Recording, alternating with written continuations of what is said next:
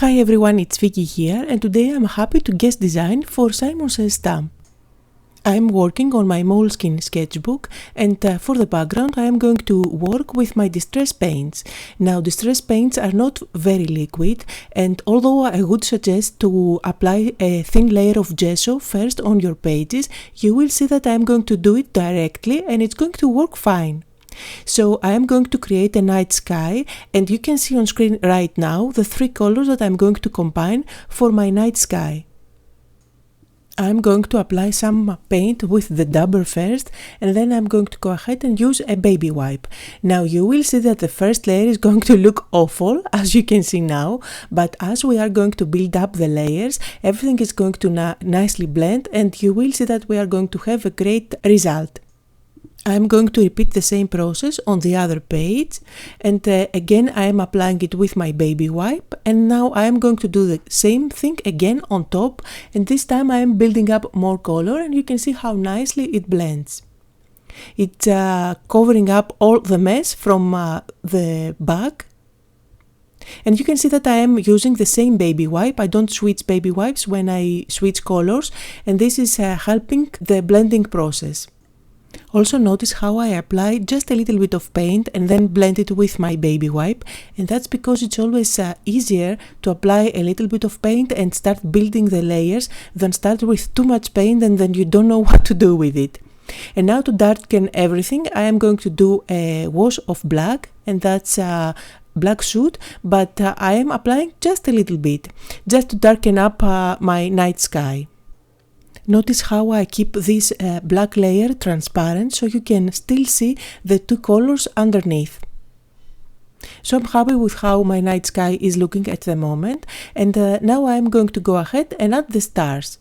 I'm making sure that everything is dry, and now I'm going to use a little bit of white gesso.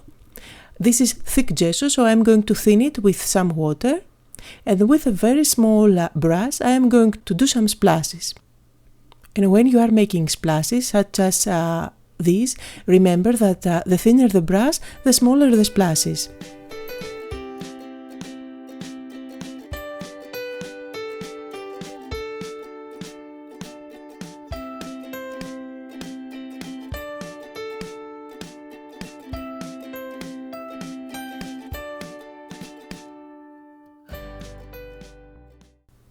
And here is how my night sky is looking. I'm going to put it aside to dry.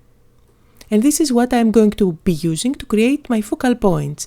Now this is a set by Stampendous, and it comes with 3 different stamp surfaces as well as 1 stencil.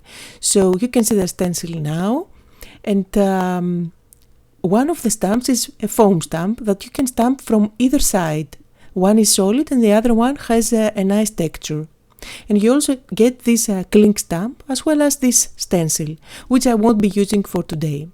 So first I am going to work with this stamp, and you can see that if you stamp the solid side, it perfectly matches the cling stamp with all those details. So this is what I'm going to be doing today. First I'm going to wet the foam.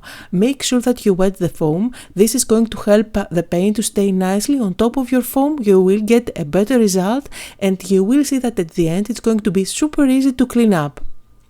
So now I'm making sure that it's nice and wet. I hope that you can see how wet it is. I'm using distress paints, and I'm going to apply the color directly on the foam. So you can see how I apply it with the dabber, and I'm blending everything directly there. Now you have to move quite fast, otherwise the paint is going to dry on top of your foam, which is not what you want. Now the fact that the foam is already wet helps the paint to stay wet for a little bit more. And you can see the name of the colors that I have used on screen right now. As you can see, I have followed the rainbow order from one side to the other, and once I get my impression, I'm going to clean up the stamp and repeat the same process, but this time I'm starting applying the color from the other side. This way I'm going to have the same impression twice, but they will not look identical just because I have changed the color on the buildings. Since this is a foam stamp, you will not get a perfect impression, but this is not what we are going for. After all, we are working on an art journal. After finishing my stamping, I went on the sink to wash it off, and you can see how nice and clean it looks now, just like brand new. Now, I also love how this looks, especially since I get those areas with white, because this is going to look as a highlight on the final project. You will see later on what I mean. So now I'm going to apply some black archival ink on the cling stamp, and I'm going to try and stamp it directly on top of my background. Now, if it's a little bit off, it's not the end of the world. It's going to look great either way. I am repeating the same process for the rest of the buildings, and then I'm going to use my scissors and cut them out.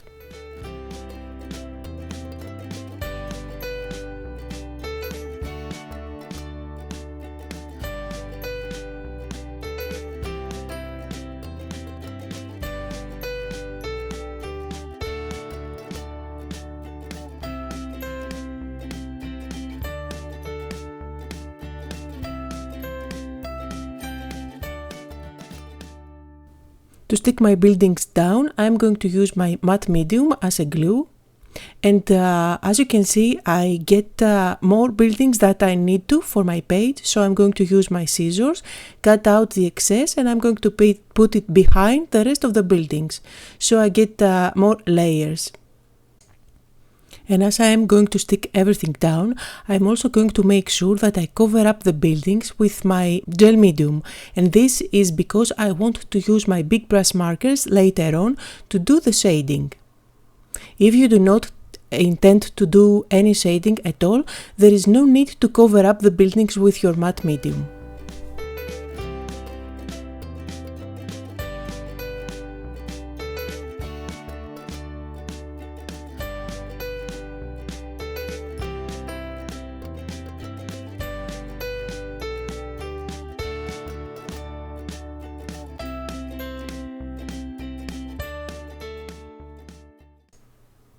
And now it's time to do some shading, one of my favorite techniques, and I always do it with my big brush markers. These are markers by Faber-Castell, and they do have Indian ink inside. So when you are working on a non-porous surface, then you have a few seconds to move the ink around to create those smooth shadows. But when they dry, they will become permanent. As you can see, I am using a slightly darker marker than the building to create the shadows, and once I do that for all the buildings, I'm then going to go ahead and use an even darker marker like a dark brown. And really don't be afraid to add shadows to your elements. They really make them more dimensional and then bring them more to life.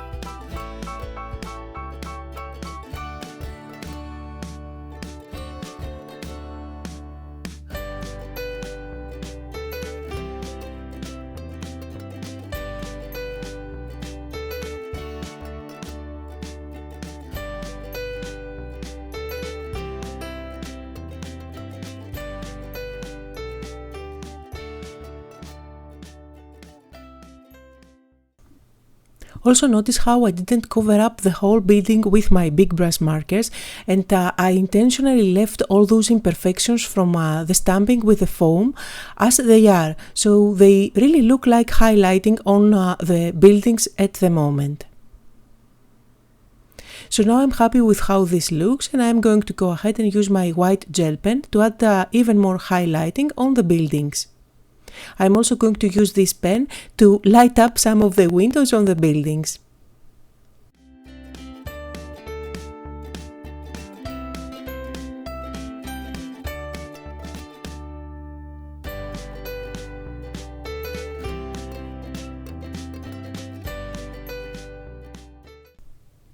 For my quote today, I'm going with a saying by one of my favorite artists, Vincent van Gogh.